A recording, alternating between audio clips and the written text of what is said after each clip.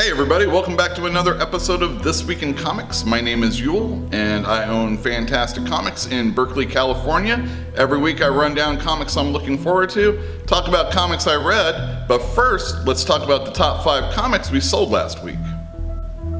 Last week's best-selling comics were, starting with number 5, Unbeatable Squirrel Girl, number 33. Number 4, we see Man of Steel number 3. This is Brian Michael Bendis' weekly Superman series. Coming in at number 3, we have Thor number 1, a new series by returning writer Jason Aaron with artist Mike Del Mundo and Christian Ward. The runner-up spot this week at number 2, we have Mr. Miracle number 9.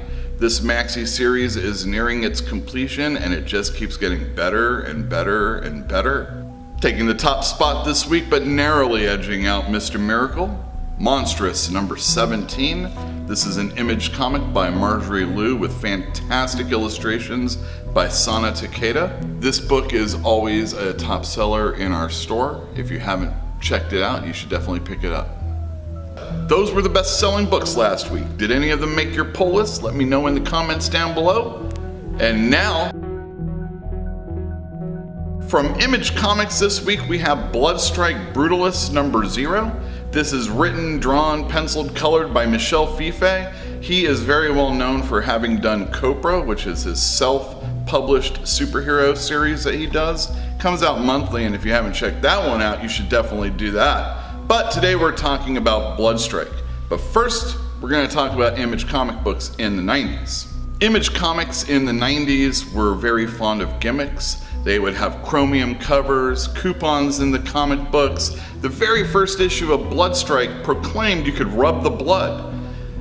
Another gimmick that they did was every comic in the company had a 0 issue. So Wildcats had a 0 issue, Savage Dragon had a 0 issue, etc. They also had 25th issues many years before there was going to be a 25th issue.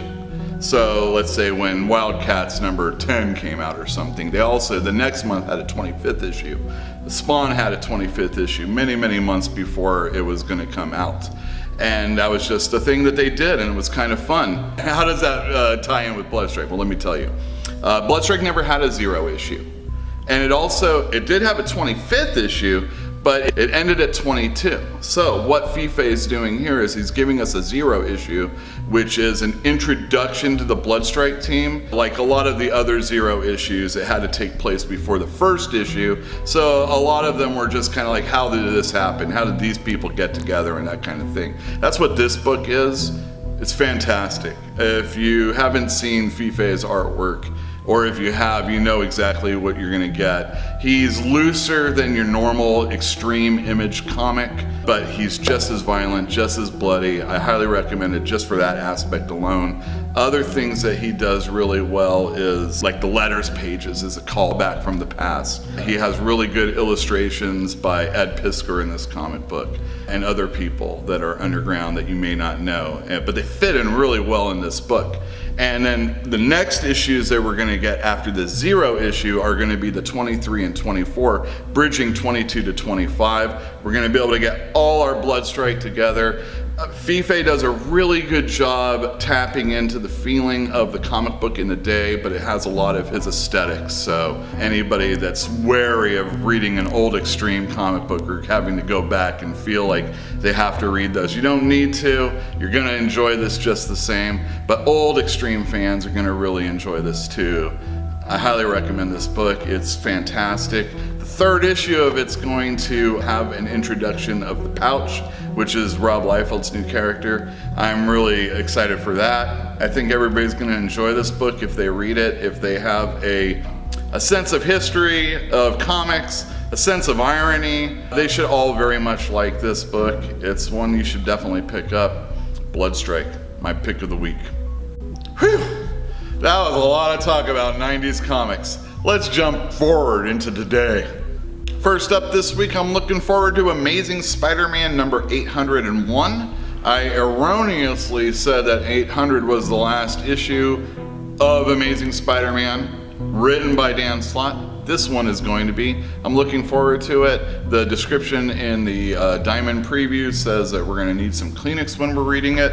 I'm looking forward to it. Next up, we have Tony Stark Iron Man #1. Tony Stark is going to be the Iron Man in this, so you can read this book if you want to see him. It's also going to be written by Dan Slott. I'm very happy he finally got a brand new gig after that Spider-Man job he had. It's also going to have artwork by Valerio Schiti. I'm a big fan of that person's artwork, so you should definitely pick this one up, especially if you're a Tony Stark Iron Man fan. Next up, we have Rick and Morty presents Krombopulos Michael. I can't say that word, it's too hard. I really like Rick and Morty though, and if you're a fan of this character, you should definitely pick it up. The Vindicators one that came out a couple months ago sold out quick. I expect this one too. Krombopulos Michael, Rick and Morty presents.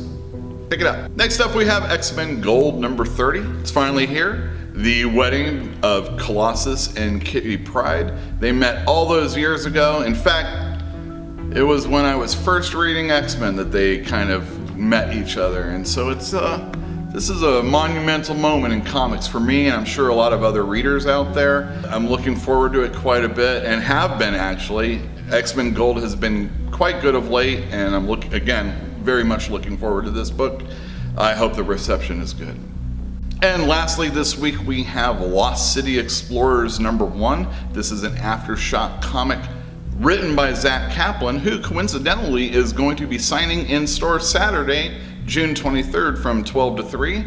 It tells a story about these kids going underground to search for the lost city of Atlantis. It sounds kind of Goonies-ish. If you're a fan of that, or kids going out and doing adventuring type stuff, this is probably a book that you're going to be wanting to read. And if you want to meet an author of real life comic book, you should definitely come in on Saturday and have him sign it, talk to you about it, maybe tell you about how he broke into comics. So yeah, come in on Saturday and definitely buy this book on Wednesday. As always, I'd like to thank everybody for tuning into another episode. What'd you think of it? Let us know in the comments down below. And if you liked it, give us a thumbs up. Definitely subscribe to the channel, and if you haven't, hit the bell for notifications, and we'll see you next week.